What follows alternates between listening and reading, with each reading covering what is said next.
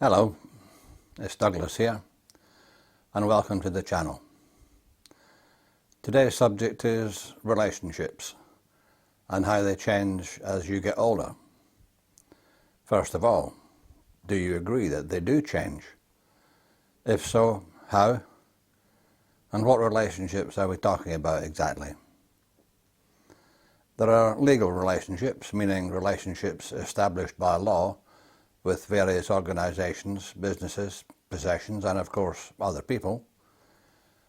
Once you have a new cousin, for instance, or niece or nephew, they'll always legally be that cousin, niece or nephew. Some relationships you establish by choice, of course, like marriage or maybe by adoption, say, and these can change over time, legally at least. But the most interesting relationships are the person-to-person ones. They could be some of the legal ones too, but they're mostly not.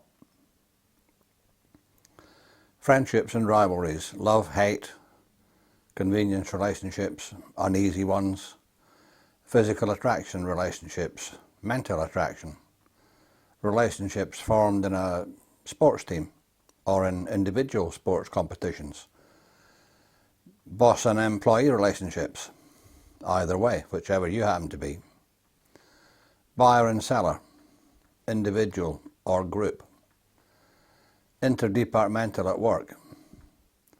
I'm sure there are more, and if you can name some, let's hear it in the comments below. The thing about them all, though, is that they are constantly changing, and some for the better and some for the worse. Some of that for sure is down to age. So if you think of your children, if you have any, I'm sure your relationship with any and all of them has changed over the years. When they're very young, your position in the scheme of things is usually that of guardian, provider, and maybe teacher. Basically keeping them safe and well. As they get older, there's still a lot of that, but you have to loosen the reins a bit and let them become more independent.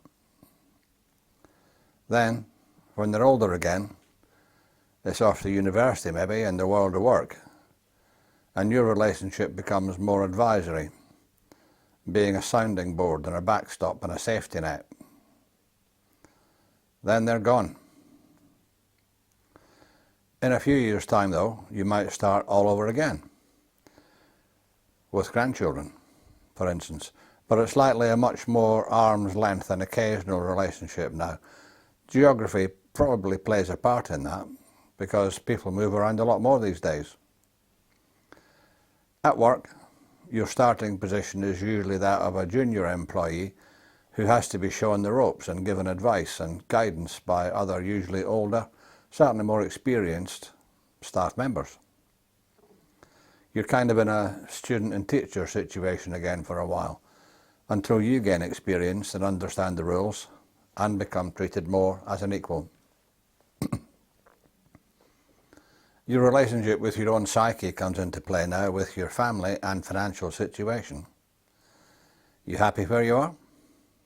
You want or feel the need to progress? If you do progress at the place you work at now, your relationship with your current colleagues will definitely change, especially if you become the boss, as I've done more than once. If you change companies, you'll have a whole new lot of relationships to start and manage. And how that will work out depends at what level you join the company. At one company I worked for, I came in as a departmental manager, and my boss said to me on my first day, "Start as you mean to go on." And then he didn't like it when I dished out a verbal warning to an employee who was causing a disciplinary problem within the department on that very same first day. To give him his due though, he did back me up. Our relationship was always a bit uneasy in my time there. And how about your relationship with your spouse or partner? That'll change too, and if you move house in pursuit of a change in your career, they'll have to form new relationships too. Not to mention your children, if you have any. They have to go to a new school, very likely. Children are remarkably adaptable, but I'm pretty sure they'll miss their old friends. Then, as you get much older, relationships change again, and most likely get fewer because people die, retire, or move when they do retire, sometimes abroad, say. At this point, what's most important? The frequency of contact or the strength of the friendship? In my case, my oldest friend died last year. We'd been friends since school days, and at one time shared a flat for a couple of years in London. And I was the best man at his wedding. But we hadn't seen or even spoken to each other for about 4 years, might have been 5, and I didn't know he'd died until after the funeral, when I tried to ring him to arrange to meet up, and his wife gave me the sad news. COVID had kind of stopped us meeting up for a while, for no good reason. We hadn't resumed after it all died down. We'd lived about 60 miles away from each other, and his wife had lost my contact details and couldn't let me know of his death. Just goes to show the importance of keeping up relationships with your real friends.